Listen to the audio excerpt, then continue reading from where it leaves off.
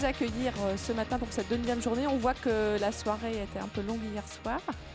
Donc j'espère que les rangs vont se remplir au fur et à mesure. Hier, on a beaucoup parlé d'adaptation, d'atténuation. Et aujourd'hui, on vous propose un parcours qui va nous emmener loin des rives de la Maine et de la métropole, donc pour parler de construction durable sous climat chaud. Ici en Europe, on travaille sur la construction durable, vous en êtes les témoins depuis longtemps. Globalement, on arrive à peu près à gérer l'hiver avec un confort thermique. On y arrive sur le neuf, on commence à y arriver sur la rénovation. On sait qu'on a encore un changement d'échelle à faire, mais enfin, on a globalement beaucoup de solutions qui sont disponibles. Et la question qu'on va se poser tout au long de cette journée, c'est qu'est-ce qui se passe au sud ? Les enjeux de la zone tropicale sont majeurs, puisque 40% de la population mondiale y habite déjà. Ça sera 60% en 2060. Avec des villes, donc beaucoup de villes qui restent à construire ou à étendre de façon très importante. Donc la question cruciale, c'est est-ce que les pays du Sud reproduiront les erreurs des pays du Nord faites dans toutes les dernières décennies ? Si on veut arriver à lutter efficacement contre le changement climatique au niveau global, on sait que c'est ça qu'il faut qu'on essaye d'éviter. C'est facile à dire, c'est beaucoup moins facile à faire. Donc aujourd'hui, tout au long de ces ateliers, on va regarder qu'est-ce qui existe déjà. Il y a des tas de gens très inventifs qui ont soit imaginé de nouvelles technologies, soit réadapté d'anciennes des techniques ancestrales et qui arrivent à lutter contre le chaud tout en produisant des bâtiments qui sont confortables et agréables à habiter. Et puis il y a aussi un autre sujet, ça ne concerne pas que les pays du Sud, ça nous concerne nous aussi en métropole, puisqu'on nous promet en 2050 ou en 2100 le climat de Madrid, voire de Casablanca, à Paris, et donc ça veut dire que les canicules qu'on voit de plus en plus vont devenir quelque chose de complètement récurrent. Et là aussi, après avoir traité le confort d'hiver, il faut qu'on arrive à traiter le confort d'été. Et probablement, des techniques qui sont utilisées au sud vont devenir très intéressantes à répliquer.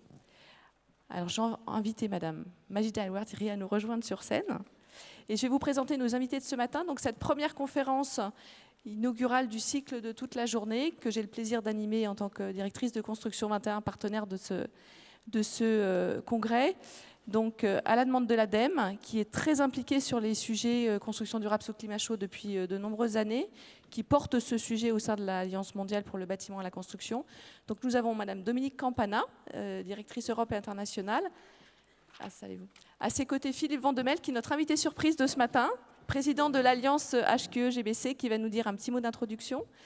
Mohamed Abdesalam, qui est un expert efficacité énergétique, qui a travaillé notamment beaucoup sur les réglementations thermiques dans les zones tropicales, qui nous décryptera ces sujets. Et puis on a avec nous deux personnalités venues d'Afrique, Madame Majida El-Ouardiri, qui est secrétaire générale au ministère de l'Environnement et du Développement durable au Maroc, et puis Ernest Dione, qui coordonne un programme PNIB, je ne sais pas comment on dit, Ernest, PNIB-TIFA, au ministère de l'Environnement du Sénégal et qui est très impliqué sur tous ces sujets depuis longtemps. Donc sans plus attendre, Philippe, je vous laisse nous dire un petit mot d'introduction et merci beaucoup d'être là ce matin. Non, merci Véronique. Mais je suis très, très touché, j'ai vraiment voulu venir. Parce que je suis désolé, je vais devoir vous quitter parce que j'ai une autre intervention en même temps dans un autre atelier. C'est important, alors juste pour dire que d'abord on est ravis de vous accueillir à ce congrès CIS2B qui est organisé par l'Alliance HQE et Novabuilt en partenariat avec l'ADEME et le plan bâtiment. On est très intéressé et très sensible à ce qui peut se passer dans les climats chauds aussi. D'abord parce que Véronique l'a dit, le développement urbain va être principalement dans ces territoires-là. C'est vrai que les territoires, notamment en métropole, c'est des développements urbains relativement légers qui va se faire, puisqu'on veut reconstruire la ville sur la ville. Mais donc effectivement, l'évolution est grande. Et ce que je voulais vous dire, c'est effectivement, c'est un enjeu fort pour l'Alliance HQE. Nous avons une intervention à l'international avec notre partenaire Serway, qui intervient dans de nombreux pays, dont je sais le Maroc, mais aussi d'autres pays. Notre objectif, c'est effectivement que la méthodologie HQE, la méthode HQE et la certification HQE puissent s'adapter aux différents territoires. Alors on le fait au niveau métropolitain en fonction des régions, mais là les adaptations sont relativement faibles. On le fait avec les départements et territoires d'outre-mer, puisqu'on vient de finaliser, si je ne me trompe pas, il n'y a pas longtemps, l'adaptation sur la Réunion. J'espère qu'on arrivera à le faire aussi avec la Guyane, parce que j'ai vu récemment la directrice régionale de Guyane de l'ADEME qui souhaitait aussi qu'on puisse participer. C'est fait, ah ben voilà. On va poursuivre, mais aussi avec tous nos partenaires internationaux, parce que c'est un enjeu aussi bien sur le bâtiment, mais aussi beaucoup sur la notion de ville.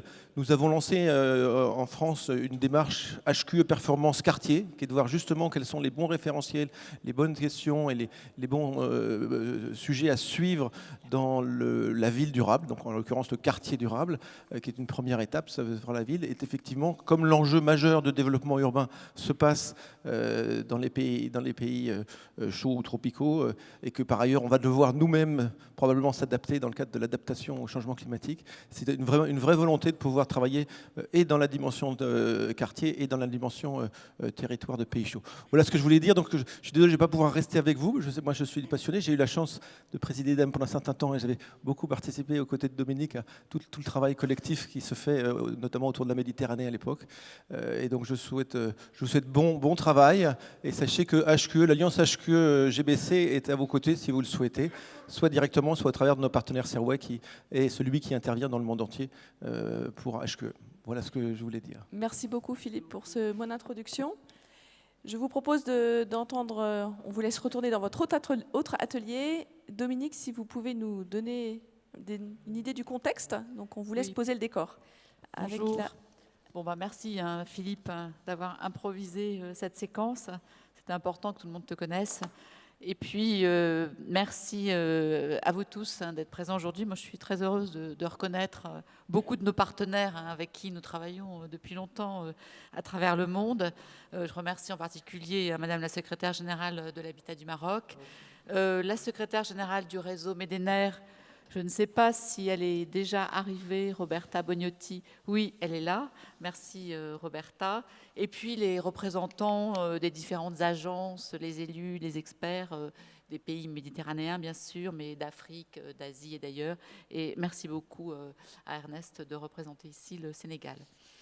Donc je vais être assez rapide.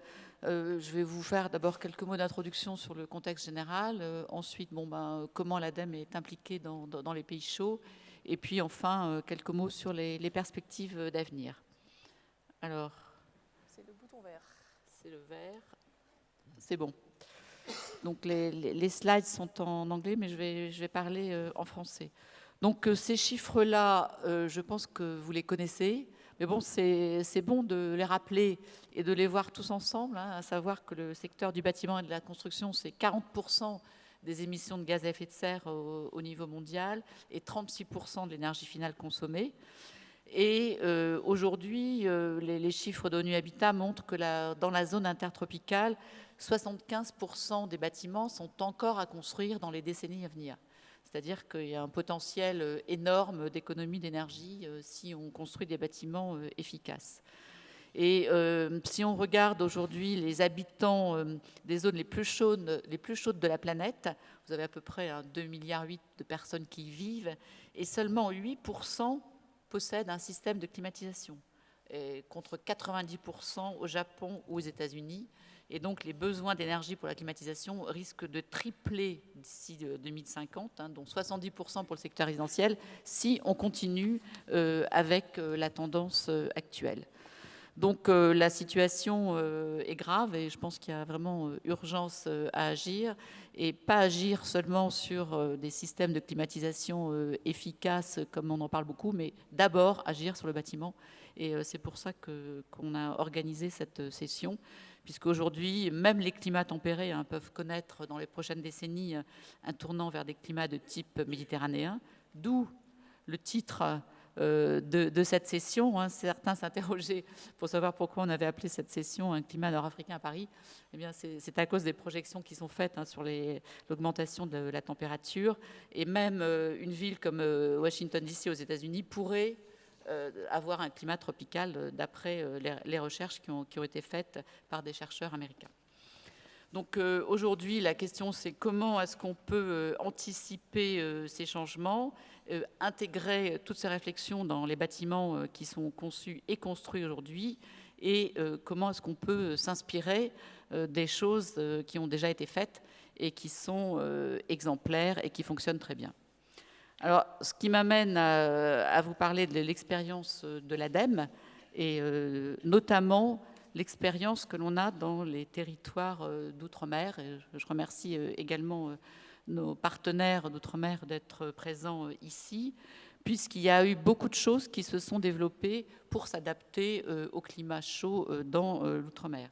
Alors, beaucoup de choses, c'est d'abord une réglementation thermique, donc une réglementation qui est spécifique au climat tropical, donc qui est différente de la réglementation thermique que l'on a en métropole en France. C'est la RTA ADOMTOM, c'est-à-dire la réglementation thermique acoustique et air, et qui prend en compte les spécificités de climat chaud et tropical.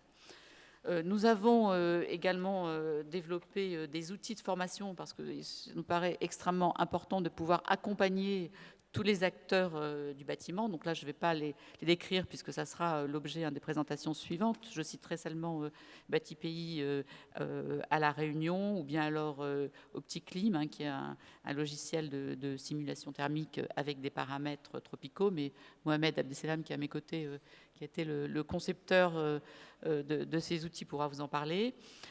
J'insisterai peut-être un peu plus sur le MOOC, donc ces cours en ligne qui sont développés, dont l'un d'entre eux est spécifiquement dédié à la construction durable en climat tropical. Donc c'est un MOOC qu'on a réalisé l'année dernière, qui a été mis en ligne l'année dernière avec une première édition. Et donc nous avons eu à peu près 500 apprenants qui ont suivi ce MOOC sur la construction durable en zone tropicale humide dans un premier temps. Combien ? 2500. Mais 500 qui ont été jusqu'au bout ou non ? Ah oui, voilà. Donc 2500 qui se sont inscrits, 500 qui ont été certifiés au final, bon, ce qui est quand même un très bon pourcentage. Et ce qui est intéressant, c'est qu'en général, ce n'est pas seulement en France. Je crois qu'il y a un tiers des apprenants qui étaient en France. Et le reste, ce sont dans des pays francophones, des pays africains, mais pas seulement.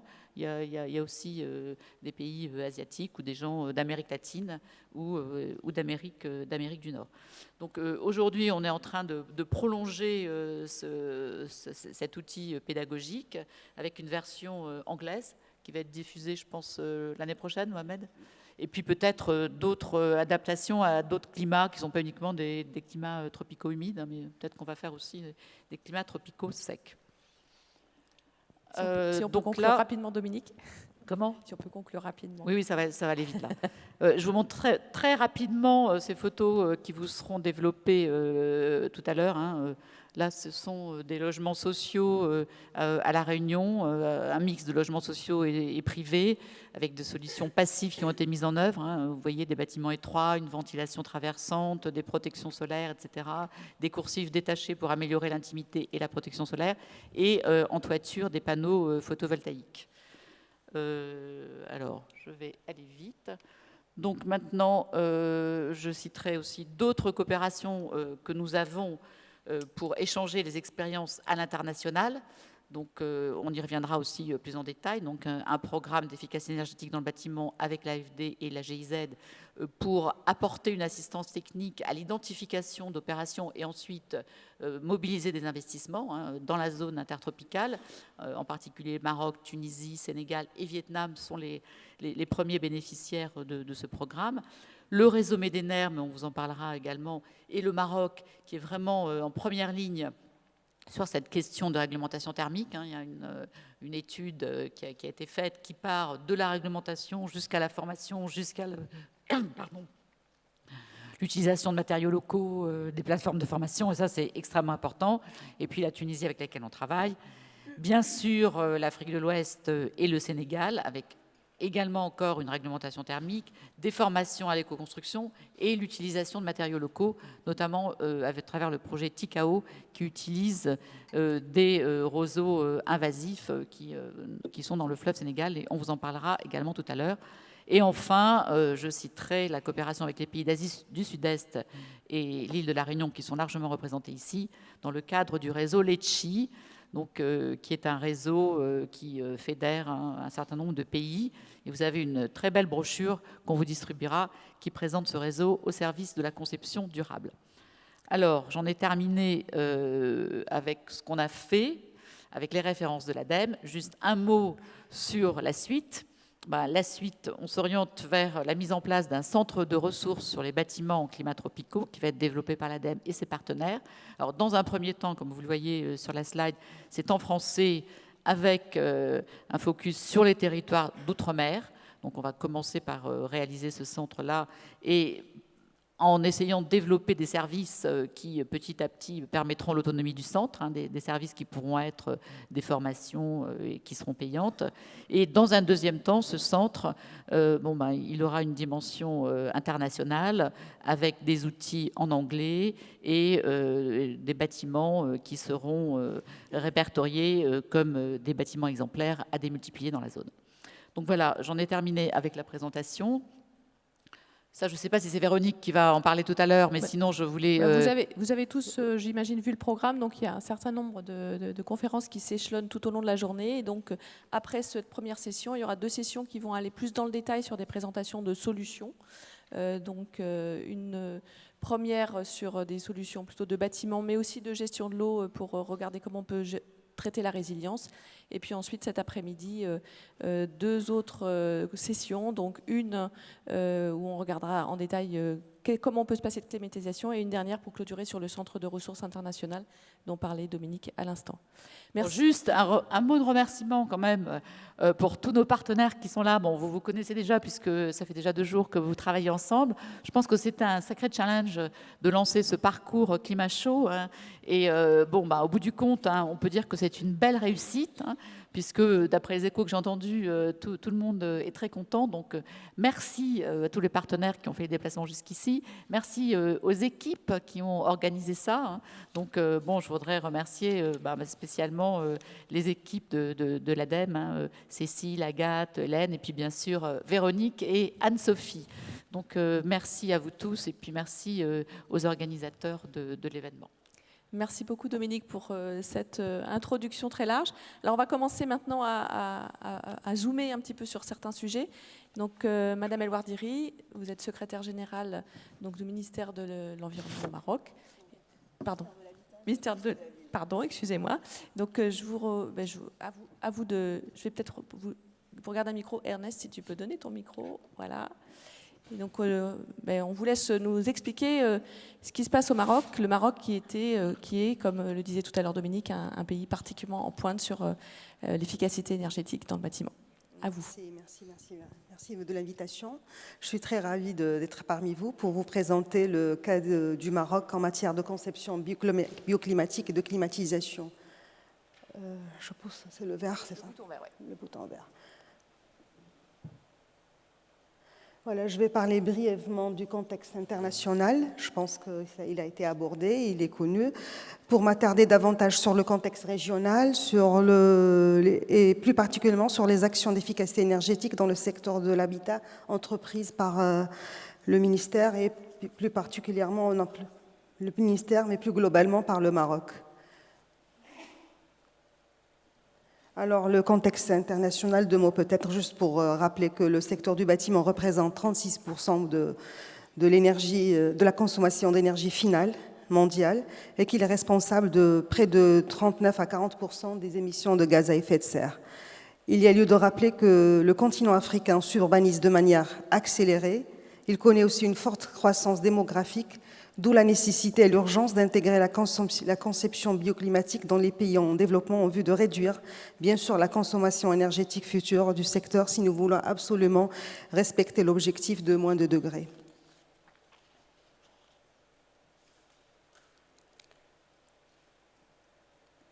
Le contexte régional, un petit focus. D'après le GIEC, le bassin méditerranéen a été identifié l'un des 25 points les plus chauds au monde. Les pays riverains de la Méditerranée représentent près de 8% des émissions mondiales des gaz à effet de serre. La Méditerranée concentre près de 7% de la population mondiale, et qu'il faudrait peut-être souligner aussi qu'au sud de la Méditerranée, plus de 50 millions de nouveaux logements devraient être construits au cours des prochaines décennies. Pour ce qui est du contexte national, le Maroc, le secteur du bâtiment est le 2e secteur consommateur d'énergie après le transport, avec 33,6% de la consommation d'énergie finale, 25% consommés juste pour le résidentiel.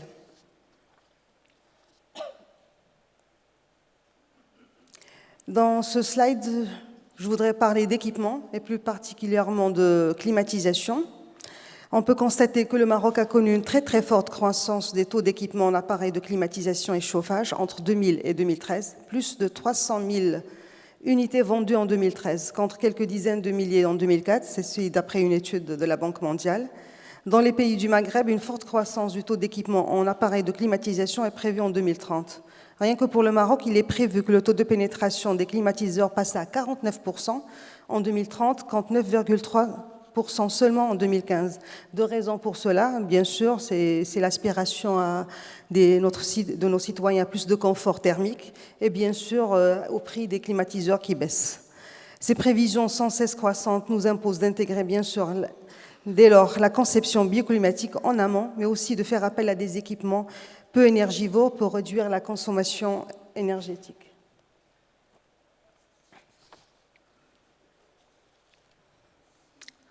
En ce qui concerne l'impact énergétique de la climatisation, il y a lieu de signaler que le développement du marché de la climatisation dans la région du Maghreb a des impacts très très importants sur les consommations électriques nationales. C'est pour cela que la climatisation dans cette région représente un gisement très très important, comme ça a été dit, d'économie d'énergie. À titre d'exemple, les économies d'énergie cumulées entre 2015 et 2030, entre le scénario de base et le scénario de l'efficacité énergétique, sont de l'ordre de 5 324 gigawattheures. Pour dire que les économies en énergie électrique finale entre les deux scénarios sont de l'ordre de 3,4 TWh par an en 2030 pour les trois pays du Maghreb.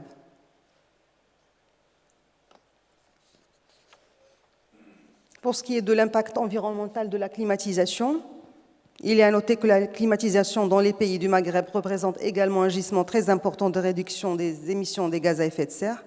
À titre d'exemple, les émissions évitées cumulées pour le Maroc sur la période 2015-2030, entre les deux scénarios de base et celui de l'efficacité énergétique, sont de l'ordre de 3,7 millions de tonnes CO2. Je veux juste rappeler sur ce slide les engagements nationaux et internationaux du Maroc en matière de soucis d'environnement et de changement climatique. Nous sommes très conscients au Maroc du rôle et du potentiel du secteur du bâtiment. Ce dernier occupe une place très, très, très importante dans l'engagement climatique international du Royaume. Notre contribution nationale déterminée du Maroc, la NDC, qui vise un objectif inconditionnel de réduction des émissions des gaz à effet de serre, est de l'ordre de 17%. Ceci est un objectif inconditionnel et un objectif conditionnel si on a accès à plus de financement, à 42% à l'horizon 2030. La part du secteur du bâtiment dans l'effort d'atténuation est fixée à 7,6%, bien sûr, entre 2020 et 2030 et 8,3% à l'horizon 2030. Au niveau national, comme vous le voyez sur ce slide, la promotion de l'efficacité énergétique dans le bâtiment occupe une place très très importante dans les différentes stratégies énergétiques et climatiques nationales. D'une part, plusieurs axes de la stratégie, la SNE, la stratégie nationale de développement durable. Pour les axes, la stratégie nationale de développement durable, la SNDD, concerne le développement de l'éco-construction et l'amélioration de l'efficacité énergétique des bâtiments. D'autre part, plusieurs mesures d'efficacité énergétique dans le secteur du bâtiment sont proposées dans le cadre de la stratégie nationale d'efficacité énergétique, la SNE, qui vise une économie d'énergie de 20% à l'horizon 2030.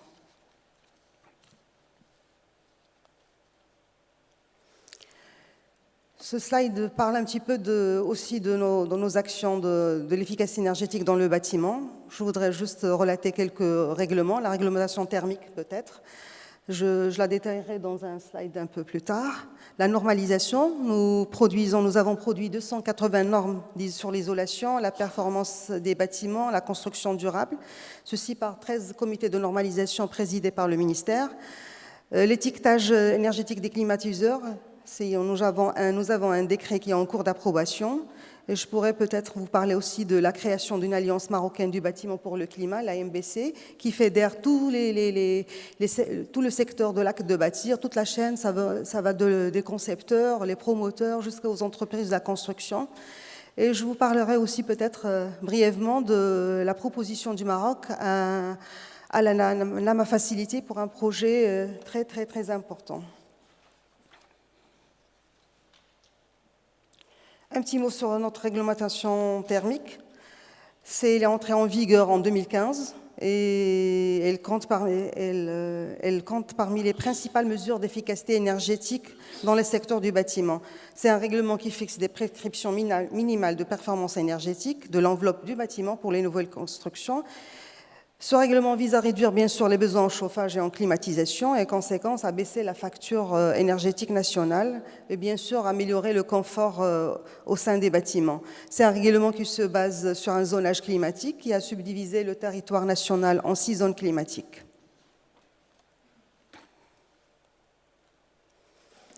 Un petit mot peut-être pour le projet que nous avons soumis à l'ANAMA Facility.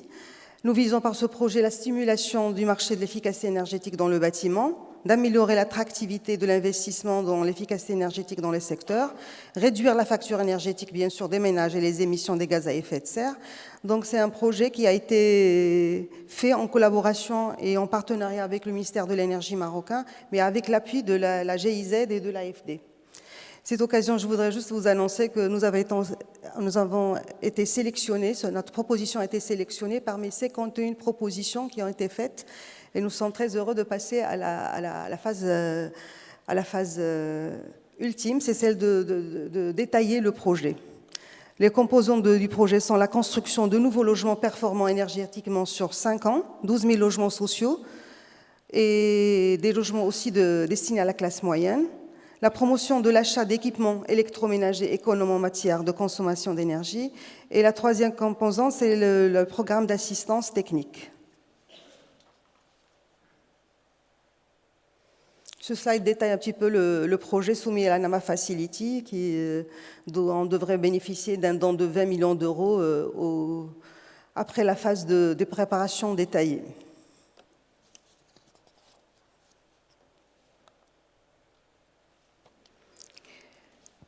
Peut-être juste pour rappeler une dernière action, ce n'est pas le ministère lui-même qui l'a fait, mais c'est un décret concours, c'est une action qui vise à l'étiquetage des normes de performance énergétique. Il s'agit d'un projet de décret qui est en cours d'élaboration et qui concerne les climatiseurs, les réfrigérateurs et l'éclairage public. Voilà brièvement ce que je voulais dire sur notre action en matière de conception bioclimatique et de climatisation. Merci beaucoup Majida El-Ouardiri de ce panorama très complet. Donc on voit que le Maroc est à la pointe et agit sur tous les axes, que ce soit la conception et l'enveloppe des bâtiments, que ce soit les économies d'énergie sur tous les systèmes qui sont embarqués dans les bâtiments. Je vous propose maintenant de regarder ce qui se passe d'un peu plus près sur les réglementations thermiques. J'amène le petit pointeur. Donc avec Mohamed Abdeselam qui va nous raconter un peu ce qui se passe en termes de réglementation thermique dans la zone intertropicale. Exactement, je vais essayer d'être synthétique puisque je pense qu'il ne reste plus beaucoup de temps, c'est ça? Combien? 6 minutes? Ça va être difficile. Bon, moi je voudrais... alors, je ne sais pas comment ça marche. Le bouton vert. C'est tout? Voilà. Ah, voilà, impeccable. Juste, bon, je vais aller très vite parce qu'il y a beaucoup de choses qui ont été dites sur les nécessités de faire de la réglementation. La réglementation DOM est apparue en 2010. J'avoue que c'est un petit peu tardif face à l'urgence qu'on a entendu à travers toutes les conférences. Mais il faut savoir que cette réglementation, avant de naître, avant de prendre jour, elle a été succédée par pas mal de travaux qui finalement ont validé un petit peu tous les guides qui ont été faits et des opérations expérimentales comme Ecodom. Donc, et c'est pour ça qu'elle est très originale, elle est très différente de ce qu'on peut trouver dans les pays anglo-saxons où d'emblée on attaque le problème par la méthode OTTV, qui est une méthode de calcul des charges. Quand on parle charge, ça veut dire climatiseur. Du coup, on est dans un espèce d'entonnoir où on mène inévitablement à la climatisation. La méthode RTA-DOM a pu échapper un petit peu à ce schéma grâce à tous les travaux préparatoires. Donc, je vous ai dit, dont une qui était très importante à l'époque, dans les années 90, qui a été menée par Robert Seller, qui était Ecodom. Et finalement, la RTA-DOM validait un petit peu les indicateurs et puis les enseignements qu'on a tirés un petit peu de toute cette période. Il y a eu aussi d'autres guides, des guides de climatisation qui ont été menés par l'ADEME, etc. Alors, je trouve dommage qu'on ait perdu un peu trop de temps, puisqu'elle est sortie qu'en 2010, bien qu'elle était quasiment prête dans les débuts des années 2000. Mais vous savez, quand on fait une réglementation, il faut faire de la concertation, il faut faire en sorte que ça soit accepté par les acteurs du bâtiment et les particuliers. Et là, moi, je suis confronté aussi à un autre problème sur les territoires d'outre-mer où on a élaboré une réglementation à peu près similaire. Et les deux décrets qui doivent être signés depuis quelques années, depuis 2-3 ans, on va dire, en Polynésie, en Nouvelle-Calédonie, ne sont pas encore signés. Pourquoi? Parce qu'il y a encore des détails à peaufiner avec des acteurs qui cherchent à freiner, puisque vous savez bien, quand on fait une réglementation, ça a des impacts financiers sur le marché.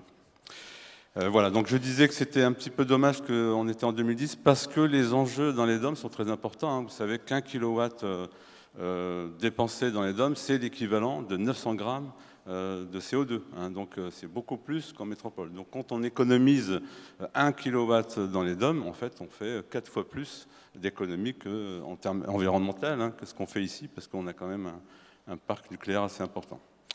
L'autre point, c'est que ces territoires, je dirais que même la Guyane, sont enclavés, ils ne sont pas interconnectés avec des pays avoisinants, ce qui pose des problèmes pour les opérateurs énergétiques, en l'occurrence EDF. Alors, je vous ai dit que la RTA DOM était très originale et avait échappé un petit peu au schéma classique qu'on avait un petit peu chez les anglo-saxons.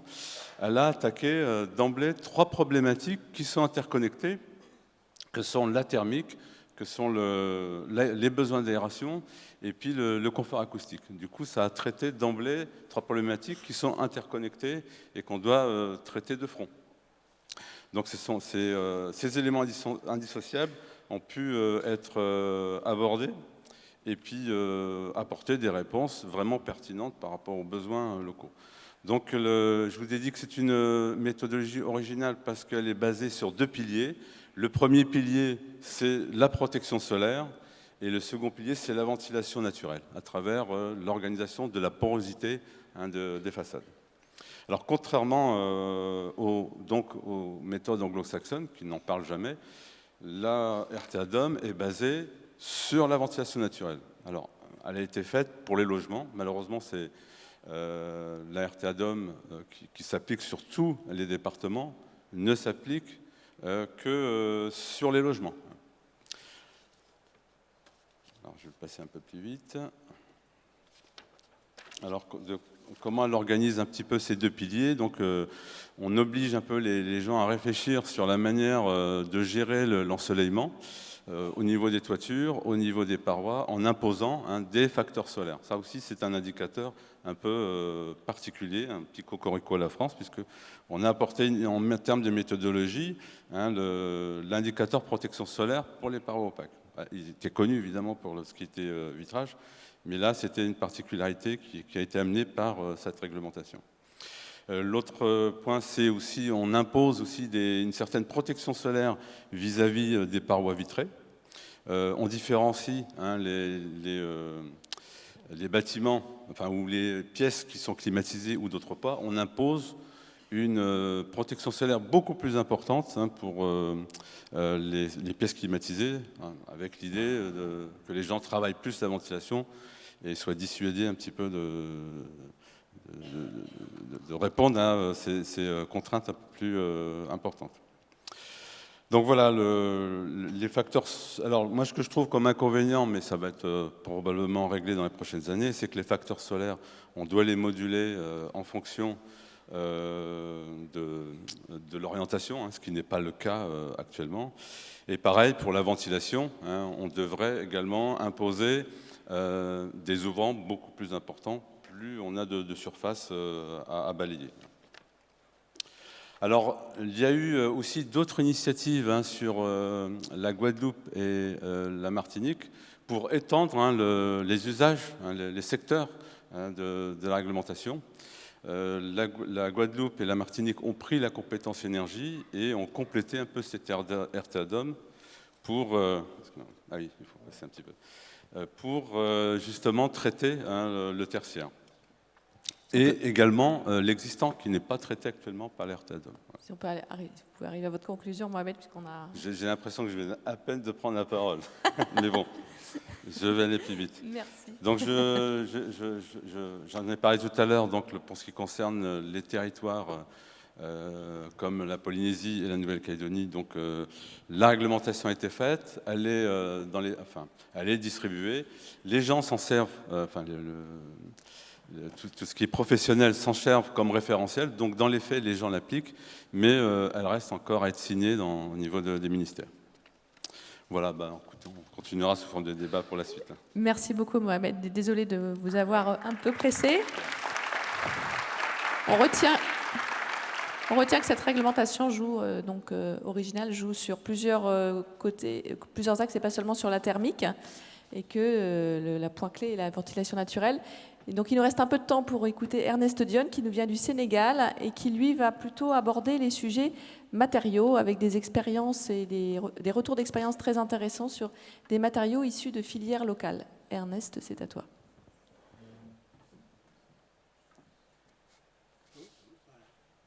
Donc, merci beaucoup. Je vais très rapidement vous parler d'une composante de ce qu'on a essayé de faire au Sénégal depuis 2013. Et avant 2013, bien sûr, il y a une expérience qui a été développée entre le Sénégal et la Côte d'Ivoire dans les années 80, qui s'appelait le projet Enerbat, qui tentait toujours de promouvoir l'efficacité énergétique dans le bâtiment. Par contre, à partir de 2013, on a voulu ajouter une autre composante qui était la composante solution par les matériaux. Et c'est sur ça que je vais m'appesantir. Très rapidement, donc, pour nous, les solutions par les matériaux, je vais vous présenter deux types de matériaux, donc les potentialités que nous avons au Sénégal, parce que c'est des ressources dont nous disposons. C'est la brique de terre comprimée et les matériaux biosourcés. Et ces deux types de matériaux, pour nous, peuvent être utilisés aussi bien dans le vernaculaire que dans les constructions modernes. C'est ce que je vais essayer de vous présenter. Très rapidement, donc, la brique de terre comprimée, ça se fait à partir de la latérite. Nous avons énormément de latérite au Sénégal, des ressources partout au Sénégal, dont la seule utilisation aujourd'hui connue et abondante, c'est pour faire des routes. Partout au Sénégal, vous n'avez pas besoin de transporter de la latérite, vous trouvez de la latérite de bonne qualité. Et à partir de cette latérite, on peut faire de la brique de terre qu'on peut utiliser en remplissage avec ossature poutre-poutre, dans des bâtiments modernes. Ça, c'est le bâtiment que vous voyez à gauche. C'est un bâtiment qui est le bâtiment du partenariat de l'ONG, le partenariat à Saint-Louis, plein cœur de Saint-Louis. Et ici, à côté, à droite, vous avez une maison privée en zone urbaine de Dakar avec des BTC porteurs. Et ce que je vous ai dit pour cette dernière maison, c'est que même la dalle est en rotin. Deuxième type, la terre, la paille et le tifa. À gauche, vous avez une case en chaume de paille. Au sud du Sénégal, vous voyez avec tout le végétal autour. Au sud du Sénégal, nous avons de la paille en abondance qui a toujours servi à faire des toitures. Et je pense que vous voyez une réponse assez intéressante. Et à gauche, vous avez des cases en chaume de tifa. Le tifa, j'ai eu tort de ne pas vous le présenter parce que je pensais que maintenant tout le monde connaît le tifa, mais non. Le tifa, c'est un roseau qui pousse abondamment au Sénégal, sur tout le long du fleuve Sénégal jusqu'au cœur de Dakar, à croissance très rapide, naturellement, contrairement à ce que représente en tout cas, chanvre chez vous, c'est ce que représente le tifa chez nous. Sauf que vous cultivez le chanvre, nous avons le tifa en abondance, et qui nous crée beaucoup de problèmes au niveau de l'agriculture, de l'approvisionnement en eau, etc., et que nous essayons de valoriser aujourd'hui pour faire des chaumes dont on nous dit que peuvent durer plusieurs dizaines d'années. Ici, sur cette photo, vous avez une démonstration de l'aboutissement de tout ce que nous avons essayé de développer en termes de conception pour avoir des bâtiments efficaces, en termes de développement des matériaux et quel apport les matériaux peuvent faire dans le cadre de la performance des bâtiments.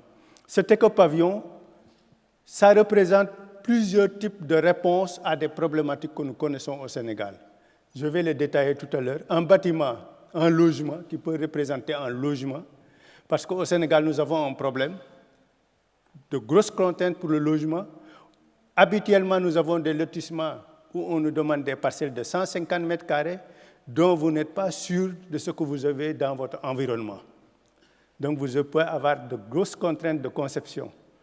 Et comment dans ce cadre, on peut apporter des réponses dans la conception, mais en utilisant aussi des matériaux comme le TIFA, etc.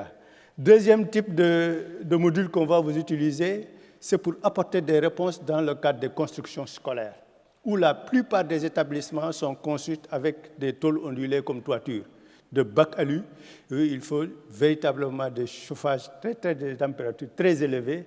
Troisième type de réponse, c'est comment permettre aux agriculteurs d'avoir des infrastructures de stockage qui permettent de maintenir certaines cultures horticoles dans de bonnes conditions de conservation à des températures dont on n'a pas besoin d'apport extérieur.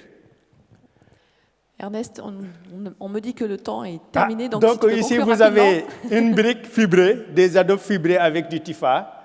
Et comme réponse, vous avez un magasin de stockage. L'autre photo, ici, vous avez une salle, ce que peut représenter une salle de classe, dont toute l'ossature est en briques de terre comprimées, avec une toiture sur toiture en bac alu, avec un sous-plafond avec des panneaux de TIFA. Ici, vous avez le bardage qui permet d'avoir du rafraîchissement de la protection des façades. Et il y aura de bardage aussi sur la toiture pour protéger davantage à partir des panneaux ligaturés de TIFA. Ici, vous voyez qu'on peut utiliser les briques de terre TIFA pour du remplissage. On a aussi à faire beaucoup de développement d'enduits qui peuvent permettre véritablement d'avoir des constructions modernes. Malheureusement, le temps ne permet pas d'aller plus loin. Mais on va continuer toute cette expérience à travers un programme dont Mme Campena a fait allusion.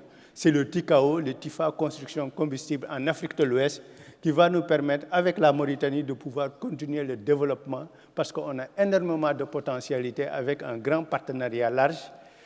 ADEME, Biobuild Concept, le GRET, la Mauritanie, le Sénégal et plein d'autres partenaires pour aller de l'avant. Je vous remercie. Merci beaucoup, Ernest. Alors, nous avions commencé avec un peu de retard, donc on a dû cavaler pour essayer de le rattraper. Merci à vous tous de vous être prêtés à l'exercice dans un temps record.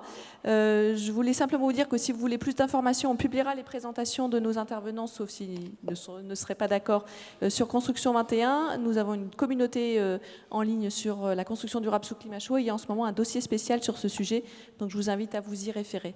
Merci beaucoup, et puis on va faire une petite pause avant de commencer la session suivante. Merci à tous les quatre.